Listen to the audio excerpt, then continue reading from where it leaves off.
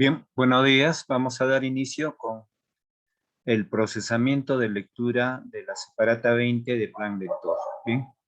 Del mismo autor. Entonces tenemos aquí El traje de hombre, uno de los títulos del reino de este mundo. Entonces dice en el texto lo siguiente, ¿bien? Esta obra encierra una serie de relatos bastante cortos, no tan extensos, como vamos a ver en los próximos capítulos. Dice, después de haber reinstalado en su habitación por un cierto tiempo a Marinette, la lavandera, Monsieur Lenormand de Messi, alcahueteado por el párroco de Limonada, se había vuelto a casar con una viuda rica, coja, devota y devota. Por ello, cuando soplaron los primeros nortes de aquel diciembre, los domésticos de la casa dirigidos por el bastón del lama, comenzaron a disponer santones provenzales en torno a una gruta de estraza aún oliente a toda tibia, destinada a iluminarse en Navidad bajo el alar de un soportal. Toussaint, el ebanista, había tallado unos reyes magos en madera, demasiado grandes para el conjunto que nunca acababan de colocarse, sobre todo a causa de los terribles córneas blancas de Baltasar, particularmente realzado a pincel, que parecían emerger de la noche del ébano con tremendas acusaciones de ahogado. Tinoel y demás esclavos de la dotación asistían a los progresos del nacimiento, recordando que se aproximaban los días de aguinaldos y misas de gallo y que las visitas y los convites de los amos hacían que se relajara un tanto la disciplina, hasta el punto de que no fuese difícil conseguir una oreja de cochino en las cocinas, llevarse una bocanada de vino de la canilla de un tonel o colarse de noche en el barracón de las mujeres angolas, recién compradas que el amo iba a acoplar bajo cristiano sacramento después de las fiestas, pero esta vez Tinoel sabía que no estaría presente cuando se encendieran las velas y brillaran oros de la gruta. Pensaba estar lejos esa noche largándose a la calenda organizada los de la hacienda Dufresne, autorizados festejar con un tazón de aguardiente español por cabeza de el nacimiento de un primer varón en la casa del amo.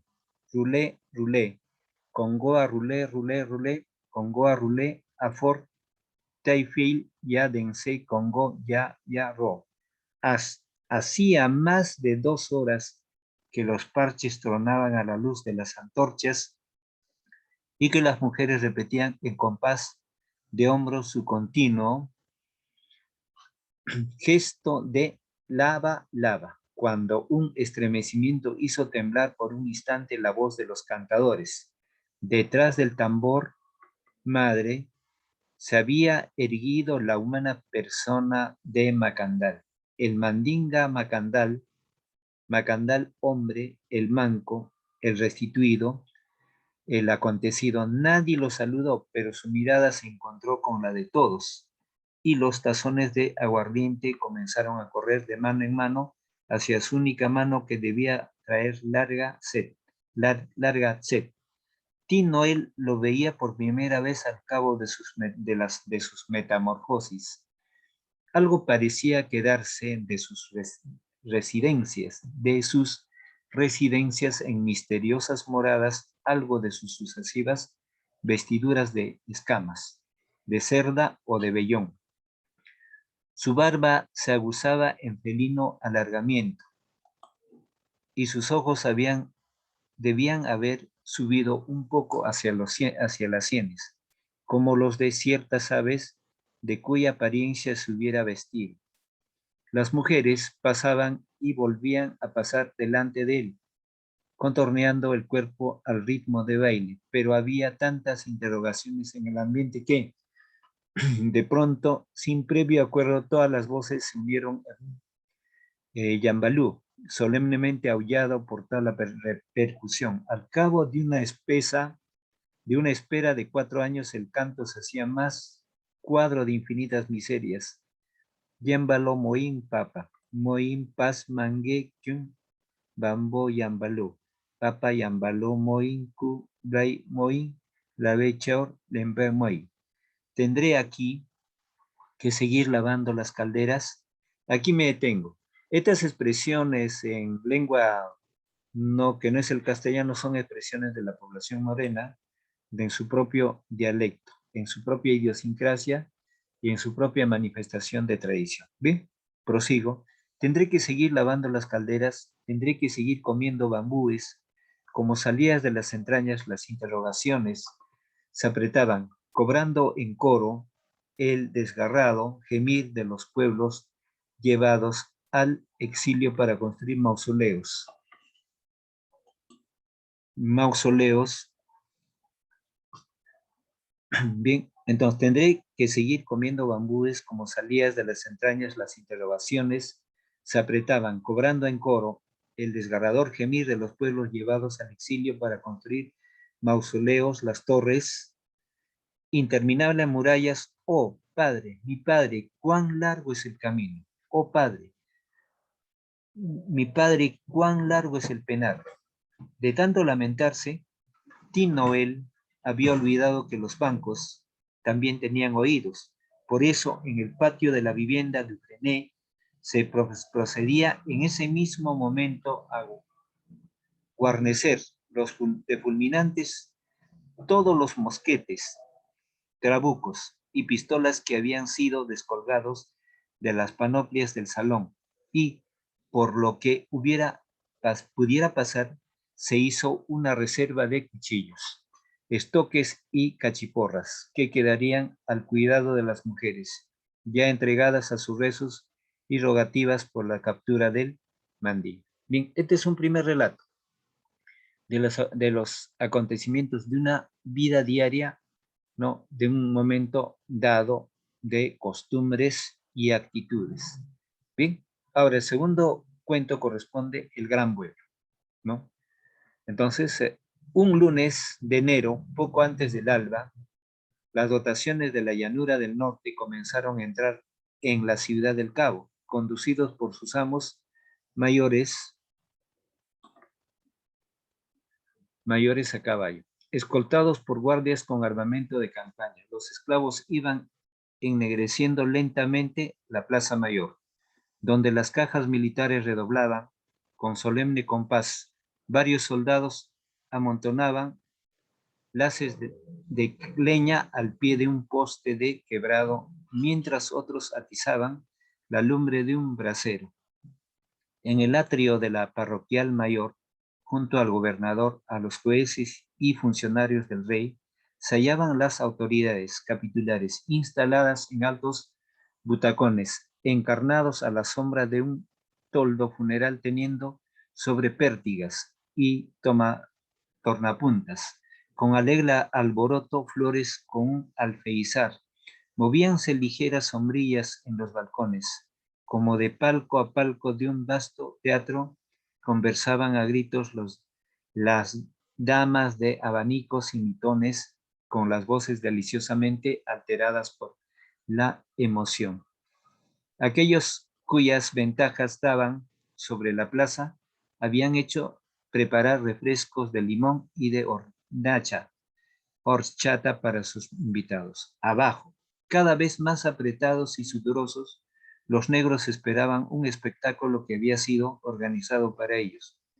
Una función de gala para negros a cuya pompa se habían sacrificado todos los crédulos necesarios, porque esta vez la letra entraría con fuego y no con sangre, y ciertas luminarias encendidas para ser recordadas resultaban sumamente dispendiosas. De pronto todos los abanicos se cerraron a un tiempo. Hubo un gran silencio detrás de las cajas militares. Con la cintura ceñida por un calzón rayado cubierto de cuerdas y de nudos, lustroso de lastimaduras frescas, Macandal avanzaba hacia el centro de la plaza. Los amos interrogaron las caras de sus esclavos con la mirada, pero los negros mostraban una despechante indiferencia. ¿Qué sabían los blancos de cosas de negros? En sus ciclos de metamorfosis, Macandal se había adentrado muchas veces en el mundo arcano de los insectos, desquitándose de la falta de un brazo humano con la posesión de varias patas, de 4 elitros o de largas antenas. Habían sido mosca, sin pie, falena, comnején, tarántula, vaquita de San Antón y hasta cocuyo de grandes luces verdes. En el momento decisivo, las ataduras del mandinga, privadas de un cuerpo que atar, dibujarían por un segundo el contorno de un hombre de aire antes de resbalar a lo largo del poste. Y Macandal, transformado en mosquito zumbón, iría a posarse en el mismo tricornio del jefe de las tropas para gozar del desconcierto de los blancos. Eso era lo que ignoraban los amos. Por ello habían despilfarrado tanto dinero en organizar aquel espectáculo inútil que revelaba su total impotencia para luchar contra el hombre ungido por las grandes loas. Macandal estaba ya adosado al poste de torturas.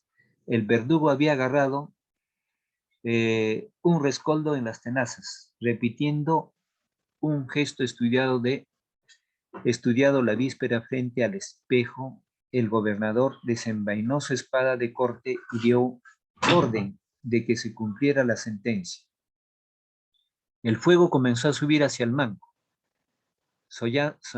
sollanándole las piernas. En ese momento Macandal agitó su muñón, que no habían podido atar, con un gesto combinatorio, que no por menguado era menos terrible, aullando conjuros desconocidos y echando violentamente el torso hacia atrás. Sus ataduras cayeron y el cuerpo del negro se espigó en el aire, volando por sobre las cabezas antes de hundirse en las ondas negras de la masa de esclavos. Un solo grito llenó la plaza. Macandal Saobé. Y fue la confusión y el desfreno. Los guardias se lanzaron a culatazos sobre la negrada aullante que ya no parecía caber entre las casas y trepaba hacia los balcones. Y a tanto llegó el estrépito y la grita y la turbamulta que por pocos vieron que Macandal, agarrado por 10 soldados, era metido de cabeza en el fuego, y que una llama crecida por el pelo incendido ahogaba su último grito. Cuando las dotaciones se aplacaron, la hoguera ardía normalmente, como cualquier hoguera de buena leña, y la brisa venida del mar levantaba un buen humo hacia los balcones donde más de una señora desmayada volvía en sí. Ya no había nada que ver. Aquella tarde los esclavos regresaron a sus haciendas riendo por todo el camino. Macandal había cumplido su promesa, permaneciendo en el reino de este mundo. Una vez más eran birlados los blancos por los altos poderes de la otra orilla. Y mientras Monsieur Lenormand de Messi, de gorro de dormir, comentaba con su beata esposa la insensibilidad de los negros ante el suplicio de un semejante, sacando de ello ciertas consideraciones filosóficas sobre la desigualdad de las razas humanas, que se proponía desarrollar en un discurso colmado de citas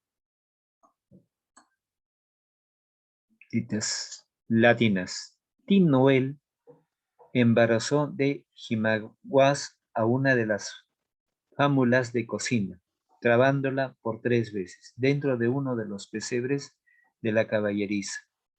G. Louis D. Keye Said Reine de Bast, Keye Irat en Parlanquín, que une esclave sería attentiva a Monri en sus convenios por exécuter sans volonté.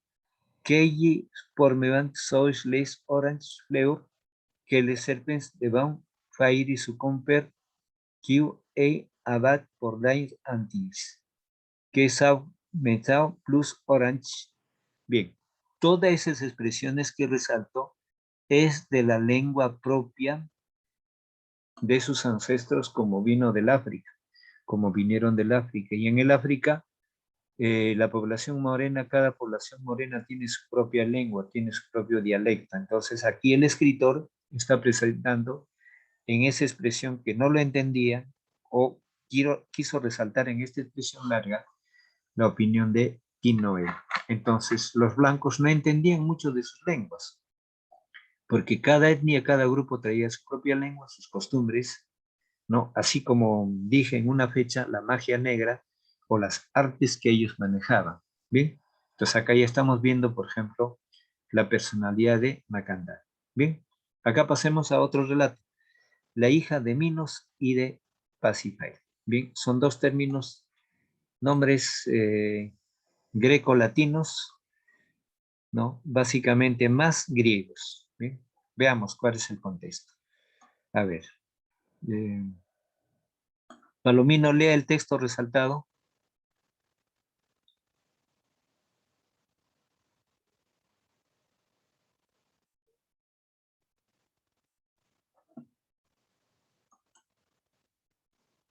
Jefferson, a ver, Jefferson. A ver, Ya, a ver, ahí estamos. Ya, lee el texto resaltado. yo lo profe. Sí, Ya. Poco después de la muerte de la segunda esposa de Monsieur Lenormand de Messi, Noel tuvo oportunidad de ir al Cabo para recibir unos arreos de ceremonia encargados a París. En aquellos años, la ciudad había progresado asombrosamente. Casi todas las casas eran de 2 pisos, con balcones de anchos alares en vuelta de esquina y altas puertas de de medio punto, ornadas de finos alamudes o pernios trebolados. Había más ahí salta, ahí sastres. salta. Había más sastres, sombrereros. Plumajeros. Había más sastres, sombrereros, plumajeros, peluqueros en una tienda que se ofrecían violas y flautas traverseras, así como papeles de contradanzas y de sonatas. El librero exhibía el último número de la Gazette de Saint-Domingue, impresa en papel ligero, con páginas encuadradas por viñetas y medias cañas. Y para más lujo, un teatro de drama y ópera había sido inaugurado en la calle Vandreuil. Esta prosperidad favorecía muy particularmente la calle de los españoles, llevando los más acomodados forasteros al albergue de la corona que Henry Cristo, el maestro cocinero, acababa de comprar a Mademoiselle Mongeum, su antigua patrona. Los guisos del negro eran alabados por Por el el justo justo. punto de aderezo. ¿Bien? Cuando tenía que vérselas con un cliente venido de París o por la abundancia de viandas en olla podrida cuando quería satisfacer el apetito de un español sentado, de los que llegaban de la otra vertiente de la isla con trajes tan fuera de moda que más parecían vestimentas de bucaneros antiguos. También era cierto que Henry Christopher, metido de alto gorro blanco en el humo de su cocina, tenía un tacto privilegiado para hornear el bolobán de tortuga o adobar en caliente la paloma torcaz, y cuando ponía la mano en la artesa, lograba masas reales cuyo perfume volaba hasta más allá de la calle de los Tres Rostros. Nuevamente solo, Monsieur Lenormand de Messi no guardaba la menor consideración a la memoria de su finada, haciéndose llevar por cada vez más a menudo el Teatro del Cabo, donde verdaderas actrices de París cantaban arias de Jean Jacobo Rousseau, o escandían noblemente los alejandrinos trágicos, secándose el sudor al marcar un hemistiquio. Entonces aquí resalto, a ver, dice, haciéndose llevar cada mes a menudo el Teatro del Cabo, donde verdaderas actrices de París cantaban arias de Jean Jacobo Rousseau y escandían noblemente los alejandrinos trágicos, sacándose el sudor de marcar un hemistiquio. Explico ahí. Entonces hay una influencia, en esas islas hay una influencia de ciertas costumbres de París, de Francia. Entonces aquí está el personaje francés de la Revolución Francesa de Jean o Juan Jacobo Rousseau, o escandían noblemente alejandrino. ¿Qué es un alejandrino trágico? Alejandrino trágico son versos de 14 sílabas métricas, ¿no? Que según ahí en la frase manifestaban asuntos de tragedia, de desgracia, de infaustidad, sacándose el sudor al marcar un hemistiquio. ¿Qué viene a ser un hemistiquio? Un hemistiquio es cuando se separa en dos partes iguales la cantidad de sílabas métricas. Si es un verso alejandrino tiene 14 sílabas métricas. El hemistiquio, se forman dos hemistiquios, 7 sílabas y 7 sílabas. 7 y 7 son 14. O sea, separamos 7 sílabas métricas con otras 7 sílabas métricas. Ese es un hemistiquio. En esa separación estaba la entonación, la calidad en la expresión, en la recitación de ciertos versos. Eso quiere decir eso. A ver, vamos a ver a ver, Franco, lea el texto resaltado. Okay. Un anónimo libeló en versos, flagelando la inconstancia de ciertos viudos.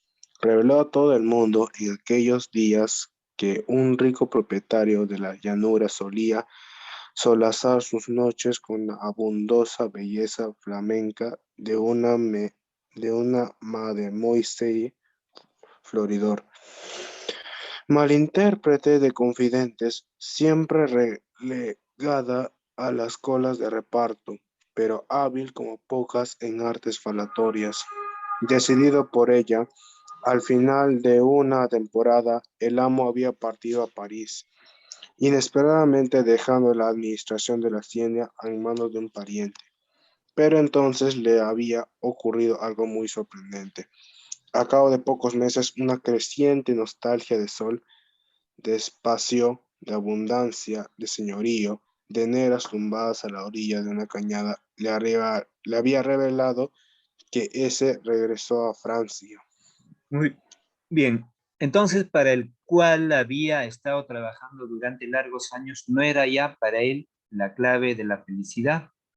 Después de tanto maldecir de la colonia, de tanto renegar de su clima, tanto criticar la rudeza de los colonos de cepa aventurera, había regresado a la hacienda trayendo consigo a la actriz, rechazada por los teatros de París a causa de su escasa inteligencia dramática. Por eso los domingos, dos magníficos coches habían vuelto a adornar la llanura, camino de la parroquial mayor con sus postillones de gran librea, dominando la berlina de Mandemoiselle Floridor. A ver, Gamboa, va a leer el texto resaltado. Gamboa. Profe. Ya, lea el texto resaltado, por favor. La cómica insistía en hacerse llamar por su nombre de teatro. Nunca quietas, en el asiento trasero, 10 mulatas de enagúas azules piaban a todo trapo, en un gran tremolina de hembras al viento. Sobre todo, esto habían transcurrido 20 años, y Noel tenía 12 hijos de una de las cocineras. La hacienda estaba más floreciente que nunca, con sus caminos bordeados de ipecacuana, con sus videos que ya daban un vino en Agraz. Sin embargo, con la edad, Monsieur Lenormand de Messi se había vuelto maniático y borracho. Una errotonia perpetua lo tenía acechando a todas horas a las esclavas. Muy bien. Prosigo en el adolescentes cuyo pigmento lo excitaba por el olfato. Era cada vez más aficionado a imponer castigos corporales a los hombres, sobre todo cuando los sorprendía fornicando fuera de matrimonio. Por su parte, ahí me detengo. En estos relatos, básicamente, el autor Alejo Carpentier nos está relatando una serie de actividades cotidianas o diarias, cómo era el comportamiento de la población que estaba al servicio de los colonos. ¿Quiénes eran los colonos? Los colonos eran hombres blancos, europeos, especialmente de Francia, de España o de cualquier otro lugar, pero ahí hay más influencia francesa, porque ocupación o como colonia francesa. Entonces la población morena estaba al servicio de ellos en condición de servidores o en condición de esclavos. Entonces, en una manifestación donde ellos manifiestan sus propias costumbres y se toman algunas veces una cierta o pequeña libertad para poder realizar sus actividades propias, pero al margen del dominio de los blancos, en función a los castigos que les imponían los amos. Así como en esta última parte, por ejemplo, Monsieur Lenormand de Messi, ¿qué hacía? Entonces, aprovechaba, digamos, esas circunstancias para cometer ciertos actos en el aspecto libidinoso, en el aspecto erótico. Y eso ha pasado no solamente en esta zona tropical, sino en Norteamérica, ¿no? Retomando, este tipo de relatos se relaciona también con la novela Raíces o La cabaña del tío Tom, donde el grupo de personajes es la población morena, o en la novela Raíces, o en el caso de la literatura peruana, Matalache, ¿no? Donde un mandingo, ahí salgo un poquito, eh, eh, en la literatura de Enrique López Albújar, Matalache. Matalache es una especie de canción. Matalache, mata la E, no al Che. Entonces, el mandingo entra en amoríos con la hija del dueño de la jabonera en la parte norte del Perú, en Piura. Se enamora la mujer blanca del mandingo y tienen relaciones íntimas y el amo al descubrir qué hace, como era fabricante de jabones y los jabones hervían en tremendas tinajas, lo avientan vivo al moreno, al mandingo lo avientan al jabón hirviendo. Es el resultado del caso de Matalachi. Y en Norteamérica los blancos aprovechaban para hacer pelear a los mandingos. Expliqué en la clase anterior o las anteriores que era un mandingo. El mandingo ya era el cruce de la población morena con un aborigen, entonces era más fuerte, más corpulento, más corpóreo. Entonces, en este contexto, en lo que cuenta Carpentier, son las conductas de los amos, la gente que es propietaria de las colonias y los servidores, los esclavos son la población morena. Entonces, en ese dualismo de las conductas blancas y las conductas de los morenos, se está desarrollando esta serie de relatos y donde resalta, por ejemplo, los poderes misteriosos de alguna persona, como estamos viendo ya acá de Macandal, y de repente vamos a ver más adelante también de Tinoel, en esa especie de metamorfosis. ¿Por qué? La metamorfosis apoyada, digamos, por cierto poder diabólico o llámese cierto poder espiritual que ellos cultivaban. Bien, entonces, en ese entorno, básicamente, pues están esta serie de relatos. Bien, aquí me voy a detener brevemente para poder registrar la asistencia de cada uno y también para ver el avance de la argumentación. Bien, a ver, Alison Amasifuen, Alison, Alison, ¿me escucha? Amasifuen, Gamboa, ¿puede argumentar lo que avanza en su trabajo? Jefferson.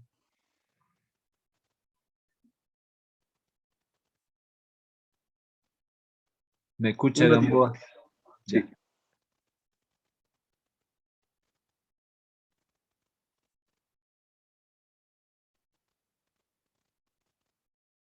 La, ya. La importancia del reciclaje no solo se extiende a la perseverancia de las materias primas, sino también a la reducción, de la energía necesaria para la fabricación de diversos productos, principalmente los beneficios ambientales de la actividad de reciclado son la protección del medio ambiente, el ahorro de energía, etc.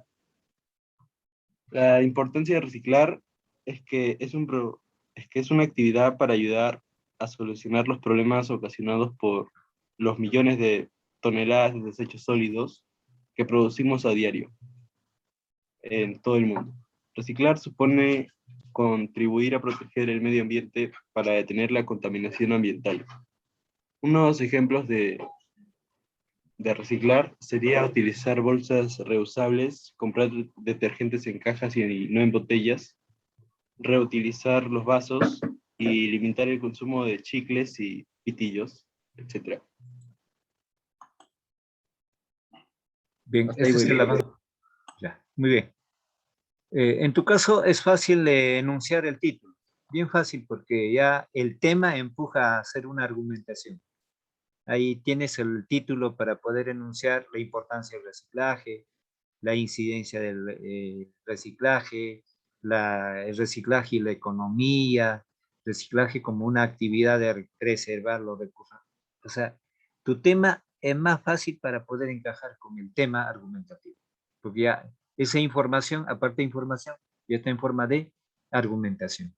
Bien, entonces solo que para la otra semana ya debe haber facilidad de palabra, ya sin estar haciendo uso del papel o del medio donde uno va a leer, sino ya manejar lo que uno sabe, ¿no? Una especie de expresión oral propia, porque ya lo estás manejando en entrenamientos y eso es importante.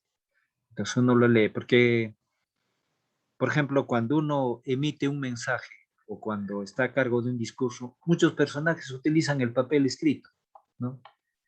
Hasta lo mismo congresistas hasta que leen, ¿no? Leen lo que han hecho, pero no tienen, otros no. Otros tienen en la mente lo que ya tienen que decir, ¿no? Y hemos visto también a los presidentes de la República, ¿no? Haciendo versión eso, por ejemplo, el expresidente Fernando Belón Terry sí lo hacía sin papel, también lo hacía algunas veces mínimamente, o sí lo hacía también Alan García, manejaba eso, pero dentro de todas sus mentiras, tenía esa facilidad Alan García de poder hablar sin la hoja de papel. Y en Sudamérica, uno de los famosos presidentes que manejaba también sin la hoja de papel todo su discurso era el expresidente ecuatoriano Yamir Maduat. Desde luego que fue un catedrático de la Universidad de Harvard, gozaba de ese prestigio, pero muchos otros, aún siendo catedráticos, pues no manejan esa habilidad, ¿no? Entonces, justamente en comunicación, la diversidad de textos y lecturas que hacemos es para tener ese manejo que aquellas personas que estoy citando, entre famosos y no famosos, no han tenido esa oportunidad porque la enseñanza de otros, en la época de ellos no había plan lector, no había comprensión lectora, eran cursos bastante restringidos, pero eran otras épocas. Y el expresidente Toledo, bueno, en sus expresiones torpemente, tampoco manejaba, a pesar que llegó a Harvard, aunque no fue catedrático principal de Harvard, sino Francisco, Alejandro fue un ayudante de otro catedrático. No, maneja de palabras torpe, en sí torpe, no. Ollanta Humala es peor, ¿no? Es una serie de analfabetos en la expresión oral. Por eso, el estudiante debe estar, en el caso de usted, debe estar enfrascado en leer diferentes textos para tener esa facilidad. A más lectura, ustedes gozarán de mayor facilidad de palabra para poder emitir sus enunciados. Desde luego que en un primer momento en la hoja de papel o el escrito o el archivo para leer, pero ya en el momento dado al auditorio, manejar las ideas que están diseñadas en su cerebro. Eso es algo muy importante. Entonces, en comunicación, ¿qué se pretende? Justamente esa capacidad de poder expresar. Entonces, un texto nos ofrece acá por ejemplo ya no toqué los términos o palabras nuevas que se debía tocar, porque el tiempo es breve y corto, ¿no? Entonces está en la tarea de ustedes también eso de preparar su propio vocabulario. Las palabras tienen diferentes significados en función a un contexto. Claro, parten de una base, pero va difiriendo de acuerdo al contexto. Llámese en aspecto científico, informativo o en aspecto figurativo. Entonces el significado ya no es tan igual como dice el diccionario, pero no sirve lo que dice el diccionario, no, ese significado no sirve. Entonces uno va relacionando, va relativizando. Eso es lo importante. Bien, entonces frente a eso, justamente en eso radica argumentación, ¿no? Entonces, el concurso podía haber sido declamación, pero no todo es declamación. Es importante manejar también la argumentación. La argumentación, uno de los objetivos es la capacidad de convencer, la capacidad de persuadir a los que te escuchan y la capacidad de probar la fe. Lo verás que es la información o el por qué, la justificación, ¿no? Entonces, y hay temas que se pueden probar rápidamente y hay temas que no se pueden probar rápidamente. Entonces, por ejemplo, en este momento, ¿no? Ustedes ya son jóvenes cerca de la universidad y les digo, ¿no? ¿Por qué el gas peruano es tan caro? Si tenemos camisea, aunque ya camisea no es de administración estatal, ya se vendió, es propiedad privada. ¿Y por qué el gas en Ecuador y en Bolivia que no tienen ese recurso como camisea es más barato? Entonces, ¿cómo argumentamos eso? Manejo político, corrupción, chantaje, traiciones, etc. ¿Bien? Uno de los detalles le digo, que es importante. ¿Por qué el gas tan caro teniendo camiseta? Porque simplemente se le ocurrió al expresidente Pedro Pablo Kuczynski y Alejandro Toledo vender al señor Hans y hacer la contrata a favor de Hans que el gas sea caro. Injusto. Entonces, ahí está el detalle. Pero también algo torpe cuando dice el ministro actual que vamos a nacionalizar, eso es algo torpe, eso no es la buena salida, ¿no? Eso va a generar más pobreza. ¿Bien? Entonces, miren, hay cosas que se pueden argumentar, pero con justa razón, con información que ya está en los diarios o con lo que se puede averiguar el entorno. Por ejemplo, en Puno mucha gente vive del negocio del tráfico, de el negocio ilegal de venta de gasolina. Traen de Bolivia a un precio, los bolivianos traen hasta la frontera la gasolina a un precio bastante barato y los puneños lo compran y dentro de Puno ya lo venden a los grifos más barato que los mismos grifos. Entonces es un negocio, es una actividad. Pero sí, la capacidad potencial de los recursos en hidrocarburos es mayor en el Perú. ¿Y por qué Bolivia, teniendo menos, tiene esa ventaja o esa oportunidad de vender su producto más barato? Entonces ahí está el tráfico que se desarrolla. Claro, favorable para los que no tienen trabajo y se ocupan en ese, pero dentro de las leyes ese es ilícito, no lícito, desde luego, ¿no? Entonces, ahí está el detalle. Entonces, esos temas son válidos para argumentación. A ver, ustedes que ya son jóvenes, nuevamente recalco, próximos a la universidad y en la universidad pueden hacer las preguntas al catedrático. ¿Qué hacemos los peruanos con los recursos que todavía tienen los volcanes en el sur del Perú? En Arequipa, en Moquegua, más en Arequipa. ¿Qué hacemos con los volcanes, con esa energía de los volcanes? Ahí nuevamente faltaría en lo que les había dicho Raimonde. El Perú es un mendigo sentado en banco. No sacamos provecho de la energía de los volcanes. Pero ¿qué energía me dirán? La capacidad de calor que tienen los geysers, los conductos que todavía afloran, ¿no? Por ejemplo, pues se pueden tener aguas termales, ese negocio de aguas termales, pero a cierta distancia que podría llegar por muchos medios, ¿no? La energía del calor en gasificado,